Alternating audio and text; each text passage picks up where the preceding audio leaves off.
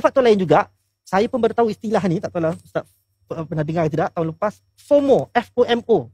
Mula takut je ni apa benda ni, apa kata-kata carutan ke apa ke. Rupanya fear of missing out.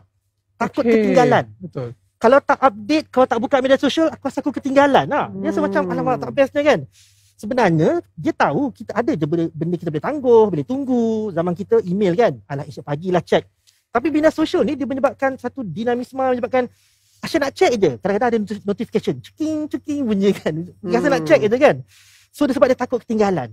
Ketinggalan maklumat, ketinggalan gosip misalnya kan. Ada jemputan ke, kawan-kawan ada jemput something ke, nanti ketinggalan nanti. Dan macam-macam lagi kan. Dan ini boleh trigger mencetuskan rasa low self esteem ataupun rasa kebimbangan, anxiety. Kalau aku tak check ni, dia meningkatkan kebimbangan. Itu yang kadang-kadang orang masih check media sosial masa dia sepatutnya buat assignment Islam Universiti kan, tugasan universiti. Ada pula kadang-kadang masa traffic light merah, masa tu check. Sebab dia FOMO, FOMO, fear of missing out. Ataupun masa makan dengan kawan-kawan, atau paling teruk masa dating dengan isteri pun check lagi kan.